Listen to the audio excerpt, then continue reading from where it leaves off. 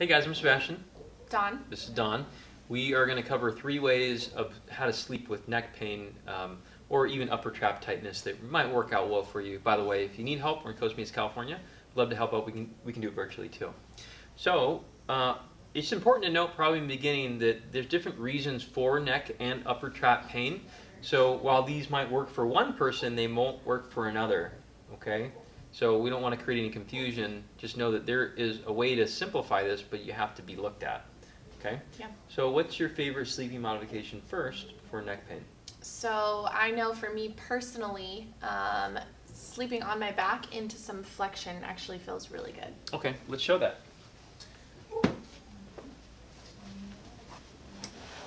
All right. So we get down. You gonna coach through it, or you want me to just talk about it? Just lay there. Okay. Yeah, I can do this. So, yeah, your head looks tiny on that gigantic pillow. It's like Princess and the Pea. So, does this feel comfortable to you? I'd say there's a little bit of discomfort still. Okay, so in this case, in this scenario, Dawn says her neck responds really well to having more pillows or rounding it almost, right? So I'm guessing throughout the day, it probably feels better when you look down and just kind of keep your head heavy, right? Yeah. Okay, so what we can do is we can add another pillow, or let's just fold this one. Here we go. Oh. So it may feel weird at first because you're thinking you just want to lay flat and fall asleep, but overall I can fall asleep now because I have no discomfort being here. Okay, and it looks like, I can't tell if it's just a small table or you like the legs up. I usually would probably be out. Okay, so whatever's comfortable to her, and this sounds really stupid, but do what feels good. And exploring a little bit of different positions might be helpful to you. Yeah. Scenarios where this might be helpful is a pinched nerve, maybe stenosis or foraminal stenosis of the neck. What else can you think of? Honestly, headaches. I've seen headaches really like this position, so neck and headache pain. We'll start here and then maybe even just slide down a little bit until you find a spot where you're like, oh, there it is. That's the spot where I don't feel any of that anymore. And just fall asleep there. Yeah. So a question that might come up is, well, I can't sleep that way all night. Yeah, I get that a lot. So I'm of the thought that you could, so this is we call this a first aid. It makes you feel good, right? You don't have any pain in this position. And so I don't really care if you can't stay in this position, but let's just say you fall asleep in it and you stay here for 30 minutes and then you kick out of it. You got 30 minutes of zero pain in a 24-hour period that you didn't have before.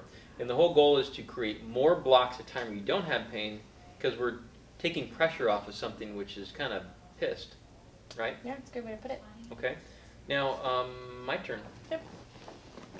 All right, so my neck hurts a little bit more so when I am sitting and when I'm looking down. So it's kind of the opposite of you. Okay. So for those kinds of people who don't like the neck flexion, actually quite the opposite, we can actually use the pillow first. So we have 2 options here. We could start with the pillow, but ultimately I would, because this one's kind of squishy and you can kind of form it a little bit, but I want it to be at the bottom of your neck. Okay. So what we're going to do is we're going to kind of shove it in there, but I want the back of your head to be able to kind of fall backwards. So we're almost creating a little support this way. It's not at the top of the head, it's underneath the neck, so when you lay back it puts you into a little bit of extension. How's that feel for you? I feel like the pillow's hugging my head. There you go. And then one of the things too is it keeps you from maybe turning, moving, things like that. It kind of just puts you into a position where you're kind of locked in. You think you could fall asleep like this? Yeah, I probably could. Okay. Sometimes maybe even the pillow might be too much, and I'll have them maybe a bigger towel than this, but for purposes of this video, for now we'll use it, and you roll it up. And you can kind of do the same thing where you create it, put it at the base of the neck, and let the head fall backwards too. So that maybe even puts you in a little bit more extension. I would make it a little bit thicker, to be honest. Let me pull that out. And go backwards like that. Yep. It looks tiny and kind of ridiculous for the video, but when you get a bigger towel and you can put yourself under there and allow yourself to kind of go backwards slightly, it puts you into a position where maybe we're not sleeping all night in flexion and creating your pain. Yeah, I've actually found that, I think we're doing real scenarios because you were the other one and I'm kind of this one. I've actually found that I actually like the smaller one because it feels like if it's too thick, it feels like it's just pushing me up. And it's almost like there's friction against my neck. So this one, this cradles it a little bit, And if I loosen it even more, it's like it just fills the void. It doesn't deform me. But sometimes, quite honestly, I just don't use a pillow, and it feels perfectly fine. So it just depends. Okay. So what about our side sleepers or our stomach sleepers? In this scenario? Yeah. In this scenario, I would probably go here and make something longer, like a bath towel. This one's a hand towel, so it's a little bit hard. Most people, I think when they sleep, or at least with me, if you're rolling over, you could do the whole like weird scrunchy thing, or I just kind of take my heel, I've noticed, and I just kind of flip myself like that. So you're kind of rolling different spots in the bed versus just only going like this, right? And so if the thing's already there, you're just rolling onto it, and you still have the support of the entire device. That's a good one. Yeah. For face down sleepers, I don't know what to tell you. Face down it's tough because you are like Rotated. yeah, you're really cocked to the side. Yeah. But again, just find a position that you can start in that feels good, and then if you flip over, you might just find you sleep better anyways. Yeah. So I wouldn't really go too crazy. With that one, actually, so for me specifically, like I'll sometimes get the neck pain, like, and that one-sided complaint thing into the upper trap or shoulder. And when I sleep on my stomach, I'll just put that arm up above me or just like a little bit higher or elevated, and then just kind of turn. It actually helps. You know how I really like to sleep is just like this. I love it. Arms above you. I feel like my fingers would fall asleep like that. You know, mine don't. Ugh. It feels really good. I wake up sometimes, I'm like, I didn't move at all. Yeah. You know? And funny, we went on a bachelor party one time, and so all the guys were just sharing beds. And so there was a bed that was not big enough. We didn't have enough beds either. And so there was like 3 of us, I think, in the queen, and I was in the middle. And and so the bed actually kind of sunk in too. It wasn't very supportive. And so they were fighting against sniffing my armpits all night.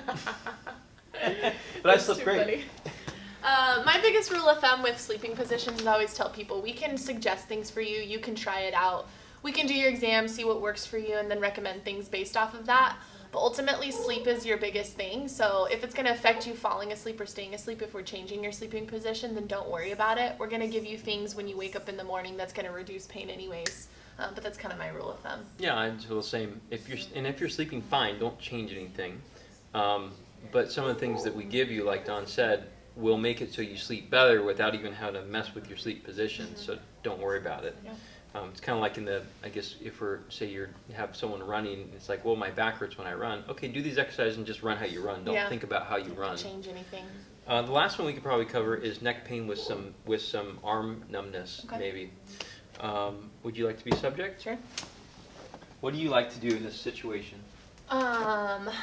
So I mean, it kind of starts off with like, are you asking me how I set myself up? Yeah, I'm sure you've had. Let's go with this. I know instead. I know this is a complicated question because there's various reasons for arm pain. But let's just give a scenario where maybe you're that same person that you were, where looking up helps you, but you just have arm pain or numbness at night. Mm-hmm. And this is what you chose. This is what I chose. Dawn chose a Dawn taco.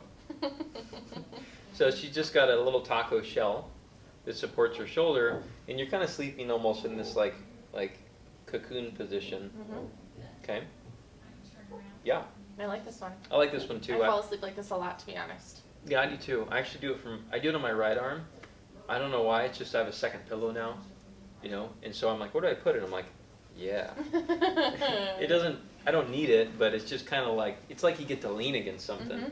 So, but that'll actually help out a lot of people with arm numbness or pain. Yeah, just kind of like shove it underneath the shoulder blade here so it kind of raises it up and kind of cradles you here and actually can be really comfortable.